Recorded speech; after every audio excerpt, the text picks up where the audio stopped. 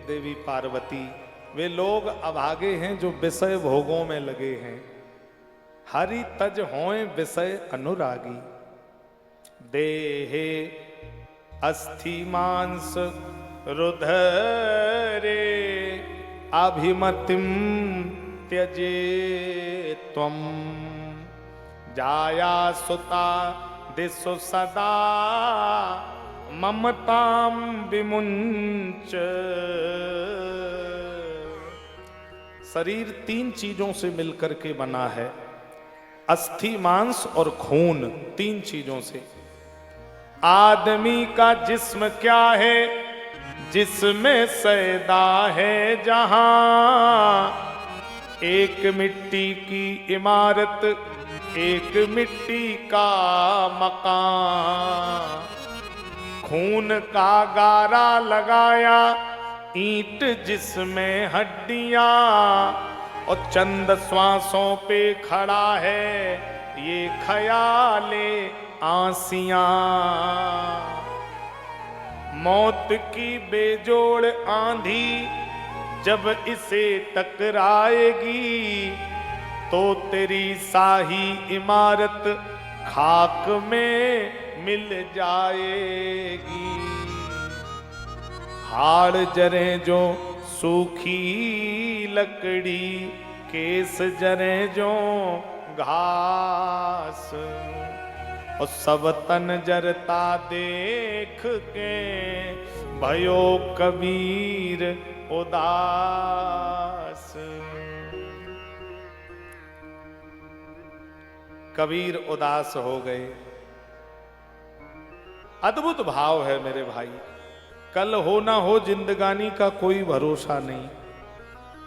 ये भी भरोसा नहीं है कि हम लोग यहां से कहीं जा रहे हैं तो वहां सुरक्षित पहुंचेंगे कि नहीं। इस बात की भी कोई गारंटी नहीं है कि हम यहां से गए तो वहां सही सलामत पहुंच जाएंगे। और कभी कभी हम लोग कहते नहीं कि कल तो इतने समय हमारे घर आए थे और चाय पी रहे थे, 6 महीने बाद हमारे घर आए, बोले चाचा चाय पिएंगे, और बताओ आज इतने समय तक यमुना जी पर जल करके राख हो गए। कोई फूल न बाग में ऐसा खिला, खिल कर ना जिसे मुरझाना पड़ा। और जिन कर्म कियो जैसो जगमा, उन्हें अंत समय लो निभाना पड़ा। और जिन आयु विषय में गवाए दई, उन्हें जीवन भर पछताना पड़ा। और है विधि का अटल विधान यही, जिसे आना पड़ा उसे जाना पड़ा। जो आया है उसे जाना पड़ेगा। तो लक्ष्मी का मद अगर हो जाए तो भागवत की शरण में चले जाओ।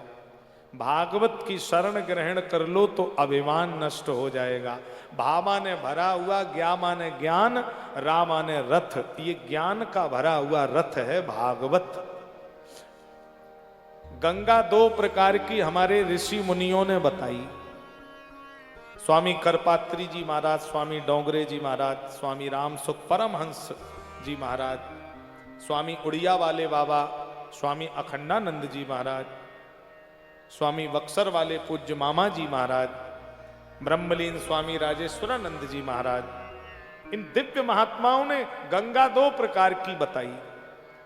प्राय हम लोगों को गंगा एक ही मालूम है, जो हरिद्वार ऋषिकेश से बहती हुई आ रही है, भागीरथी गंगा।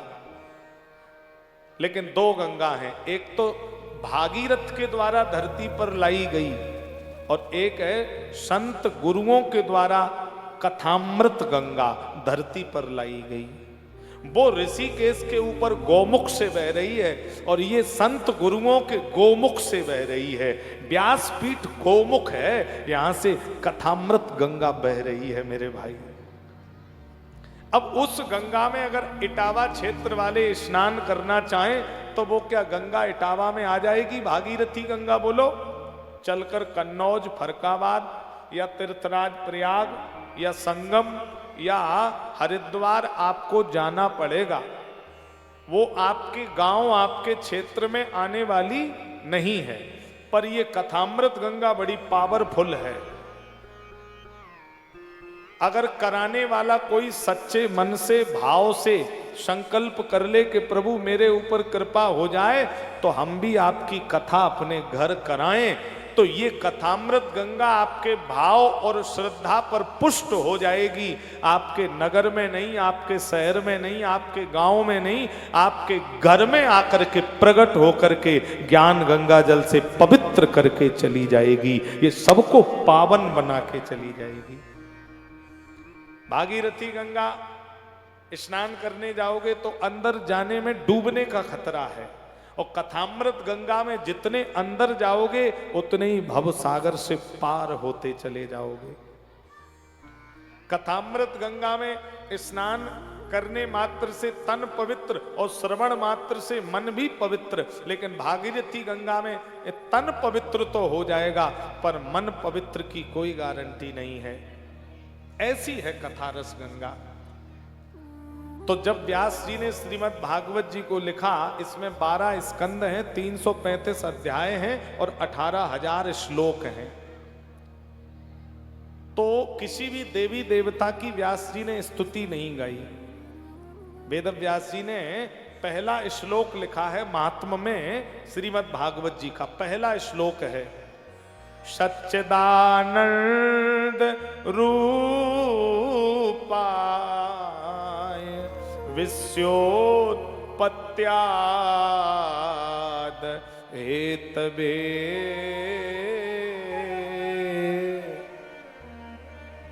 तापत्रय विनाशाय श्री कृष्णाय वयं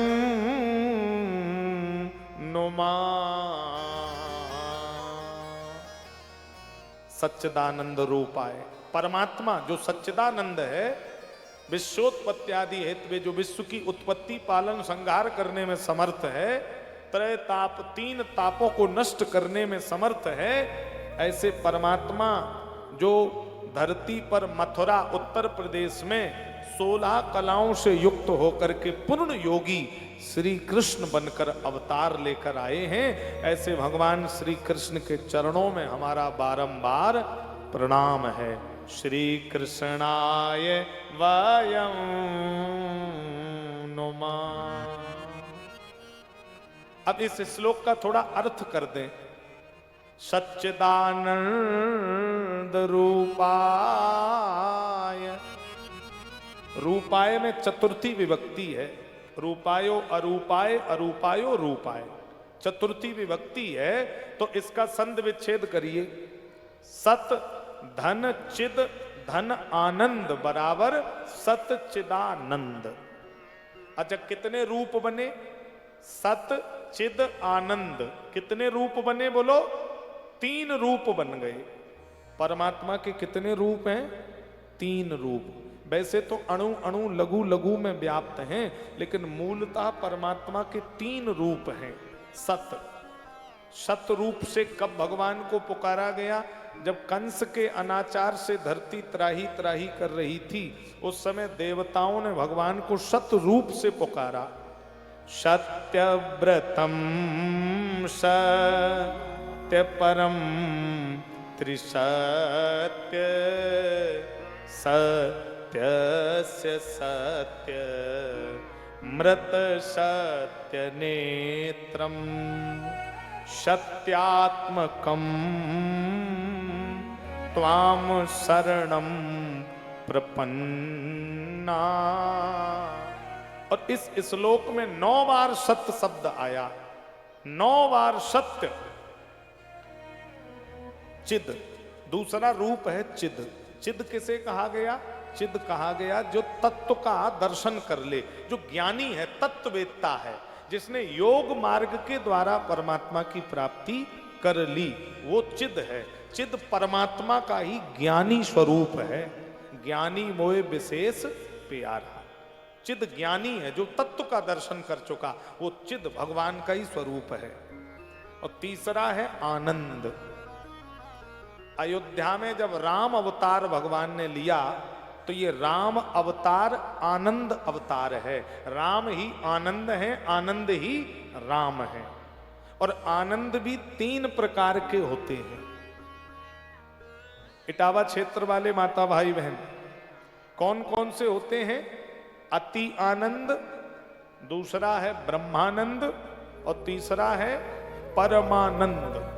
3 आनंद हैं और ये 3 आनंद एक साथ किसी को नहीं मिलते। इनमें एक ही मिलेगा। लक्ष्मण जी को भी एक आनंद मिला, अहिल्या को भी एक आनंद मिला, हनुमान जी को भी एक आनंद मिला, शबरी को भी एक आनंद मिला, गणिका को भी एक आनंद मिला, अजामिल को भी एक आनंद मिला,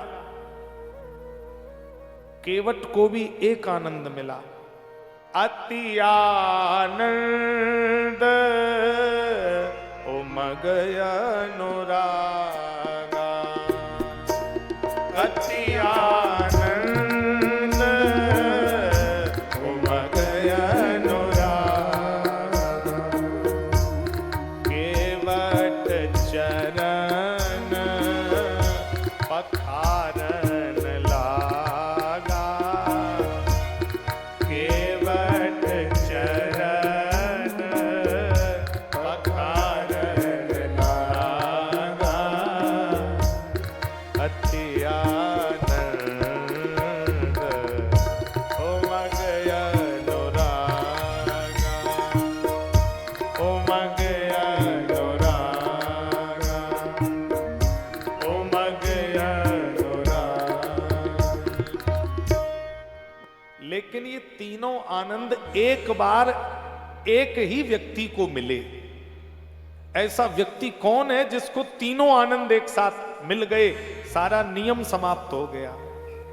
वो है इकलौते चक्रवर्ती सम्राट राजा दशरथ जी।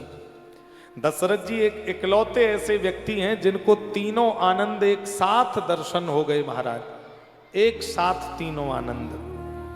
चूंकि जब राम अवतार लेकर घर में आए तो राम जी ही आनंद हैं, और जहां परमात्मा आनंद बन के पुत्र रूप में आ जाए तो बोलो उस पिता के जीवन में किसी आनंद का अभाव रह जाएगा? सिद्ध कर दें। जैसे ही राम जी का अवतार अयोध्या में हुआ, दशरथ पुत्र जन्म सुन काना। दशरथ पुत्र जन्म सुन काना।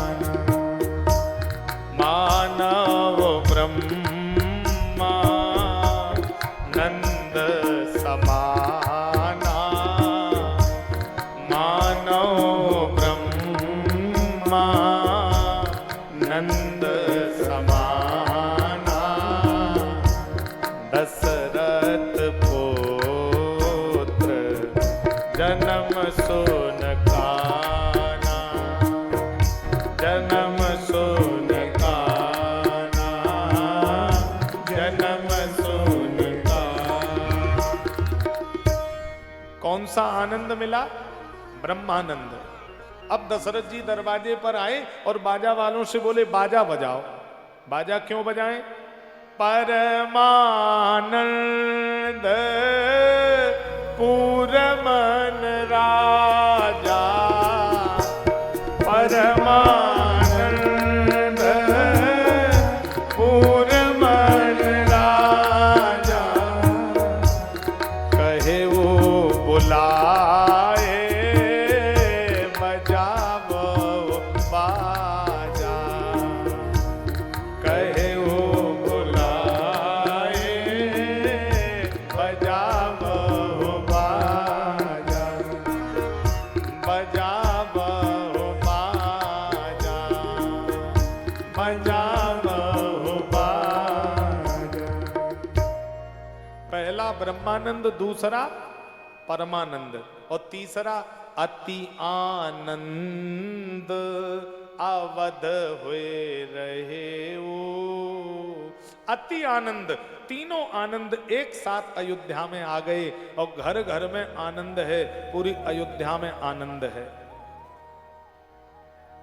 तो परमात्मा के तीन रूप हैं और तीन ही परमात्मा के कर्म हैं। कर्म कौन से हैं? विश्व की उत्पत्ति, पालन, संहार। जन्मना, पालना और संहार कर देना, ये तीनों कर्म परमात्मा के हाथ में हैं। तो 3 और 3 कितने हुए बोलो?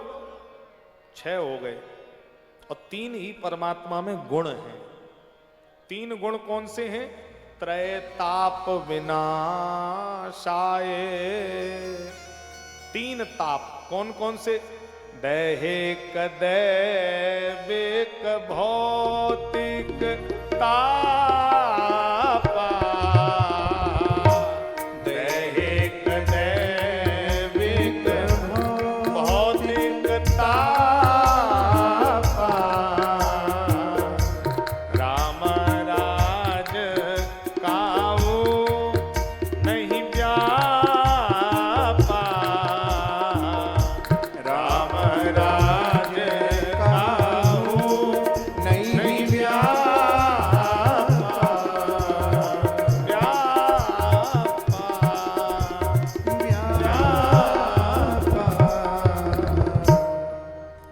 तीन ताप। जैसे आप रास्ते में जा रहे हैं और किसी वृक्ष के नीचे आंधी पानी आ जाए, आप रुक गए और उसी वृक्ष पे बिजली गिर गई, तो पता लगा बोले फलाने गांव में 2 लोग बिजली के चपेट में पेड़ के नीचे आए और मर गए। अब बताओ उसकी कोई गलती थी क्या? वो छाया ले रहा था, ऊपर से बिजली गिरी, उसी के ऊपर वो मर गया। ये दैवीय प्रकोप है। जैसे आपको अचानक बहुत तेज बुखार आ जाए और बुखार आने में सही समय पे दवा न ले पाए और बुखार 108, 110 हो गया और दिमाग की नस फट गई, ब्रेन हेमरेज हुआ, मर गए। अकाल मृत्यु, अकस्मात। या जैसे आप रात में 9 बजे अपने चारपाई पे बिस्तर पे लेट गए और आपने कहा सर्दी का समय, अब चाहे कुछ भी हो जाए हम घर से बाहर नहीं निकलेंगे, और तब तक पड़ोसी का फोन आ गया, बोले भैया थोड़ा कुमावर तक चलना है, अपनी मोटरसाइकिल लेके हमारे चाचा खड़े हैं, भैया रात का समय साथ में चले चलो। तो अब आपने कहा पड़ोस का मामला है, चलो चल रहे, और मोटरसाइकिल लेके आप कुमावर जा रहे हैं और तब तक पीछे से शराब के नशे में एक ट्रैक्टर वाला आ रहा, वो आप किनारे पे चल रहे, उसने पीछे से ट्रैक्टर आपके टक्कर मार के ऊपर चढ़ा दिया और आप मर गए। अब लोग कहते नहीं, बोले वो तो किनारे चल रहा था, वो तो पीछे वाले की गलती है, उसने तो किनारे पे ही आके टक्कर मार दी। तो ये अकाल मृत्यु 3 तरह से जीवन में आती है। लेकिन जब कोई परमात्मा की सच्ची भक्ति करता है, कोई भगवान की सच्ची श्रद्धा से सेवा करता है, तो उसके जीवन में ये तीनों ताप सदा सदा के लिए नष्ट हो जाते हैं। वो अकाल मृत्यु उसको स्पर्श नहीं कर सकती। 3 ताप, तो 3 रूप हैं, 3 गुण हैं, 6 और 3 कर्म हैं। 6 और 3 कितने हुए? 9। तो परमात्मा के कितने गुण हैं? 9 गुण हैं। अच्छा, परमात्मा 9 गुण से ही क्यों लक्षित है? देखो 1 से लेके 100 तक कोई संख्या ऐसी नहीं जो घटाने पे घटे ना, बढ़ाने पे बढ़े ना, पर 9 एक ऐसी संख्या है घटाने पे ना घट रही है, बढ़ाने पे ना बढ़ रही है, प्लस माइनस करने में 9 ही बन रही है। 9 का पहाड़ा पढ़िए, 9 एकम 9, 9 दूनी बोलो 18, 18 में 8 और 1 मिलाइए कितना हुआ? 9, 9 तिया 27, 2 और 7 मिलाइए कितना हुआ? 9 चौक 36, 3 और 6 मिलाइए कितना हुआ? 9 पना, 4 और 5 मिलाइए कितना हुआ? 9 छक्के, 5 और 4 मिलाइए कितना हुआ? 9 सत्ते, 6 और 3 मिलाइए कितना हुआ? 9 अट्ठे, 7 और 2 मिलाइए कितना हुआ? 9 निम, 8 और 1 मिलाइए कितना हुआ? 9 दही 90, 9 में 0 मिलाइए कितना रह गया? 9। ना घट रहा ना बढ़ रहा, वहीं एकदम 9 वहीं सदा हुआ बैठा है। अच्छा 8 का पहाड़ा उठाइए, 8 एकम 8, 8 दूनी 16, 6 और 1 कितना हुआ? 7 संख्या नीचे चली गई। यह संख्या नीचे जाएगी या ऊपर जाएगी, पर 9 एक ऐसी संख्या है न घटाने पर घट रही है और न बढ़ाने पर बढ़ रही है। ऐसे ही परमात्मा न कभी जन्मता है, परमात्मा न कभी मरता है, वो 9 के अंक की तरह सदैव पूर्ण बना रहता है। पूर्णमिदः पूर्णमिदं पूर्णादि पूर्णमुदच्यते पूर्णस्य पूर्णमादाय पूर्णमेवावशिष्यते। ये हमारे गणेशपुर से कर्री बीना के पास कई वर्ष पहले इनके घर में श्रीमद् भागवत जी की कथा गाने गया था। एक बार इनके लिए जोरदार तालियों से बहुत बहुत अभिनंदन है। 9-10 वर्ष पहले इनके यहाँ जाना रहा, तो बहुत बहुत साधुवाद है। आइए आज मैं इस चर्चा को यहीं विश्राम की ओर ले जाऊंगा। सच्चिदानंद रूपाय विश्वोत्पत्त्यादि हेतवे तापत्रय विनाशाय श्री कृष्णाय वयं नुमा